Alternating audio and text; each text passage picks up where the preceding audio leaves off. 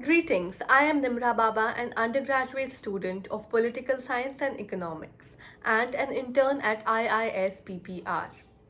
In this video, I am going to talk about a problem which I believe that most women listening to me might have suffered from at least once in their lives: the lack of female access to clean public toilets.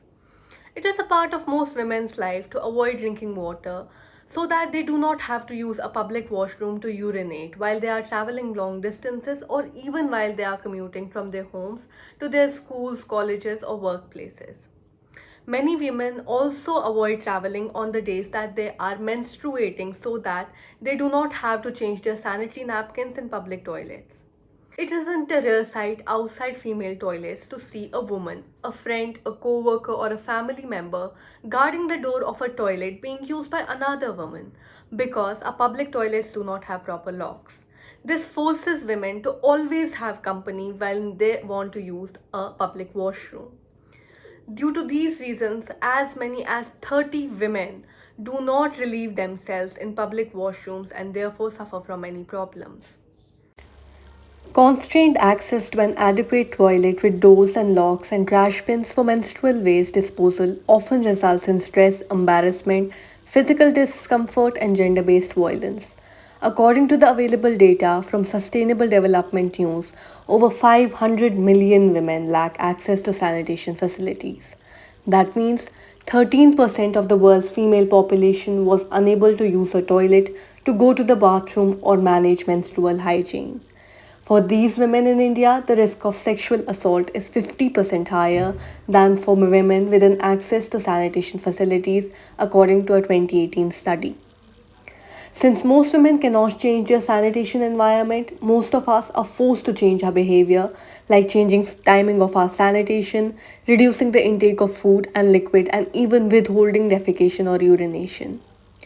Instead of finding a viable solution to this problem, we have chosen to normalize this behavior, and normalizing it has serious consequences for women, including urinary tract infections, vaginal tract infections, dehydration, and mental illnesses. Anxiety finding a toilet outside of the home can also result in girls and women refraining from conducting daily activities like attending school, visiting the market, or standing in long lines for their work. Poor access to toilets in workplace contexts may impact their productivity, well being, and attendance, especially during menstruation. Lack of access to public toilets is a widespread problem in India. As most people might believe that this is a problem only restricted to the underdeveloped India, it is not the truth. Looking at the two busiest and probably the most developed metropolitan cities in the country, a 2012 report found that there are almost twice as many public toilets for men than there are for women in Mumbai. Additionally, the toilets that do exist lack proper hygiene standards and often are unsafe. In 2019, a third of the world's schools lack toilets according to the UN. The direct result has been an increase in girls' dropout and school absence rate when they reach puberty owing to the lack of a place where they can change when they have a period. These inadequate toilet accommodation reflect society's bias against women in public spaces and reinforce the notion that women belong at home. Speaking of the problem alone has never been helpful, and therefore we need to turn our attention to the solutions. The first and the foremost solution is the maintenance of existing female toilets by keeping them clean and safe for use. Lack of representation of women in architecture and construction reflects the lack of priority given to their sanitation needs. Therefore, more women should be included in the designing of towns and toilets that cater to their needs more adequately. The quality of restrooms is also important to make them safer, more accessible, and better suited to women's needs. Outside of commercial establishment, there are still far too few public toilets. Programs like Rani Mistry by UNICEF in Jharkhand to train women as masons should be encouraged.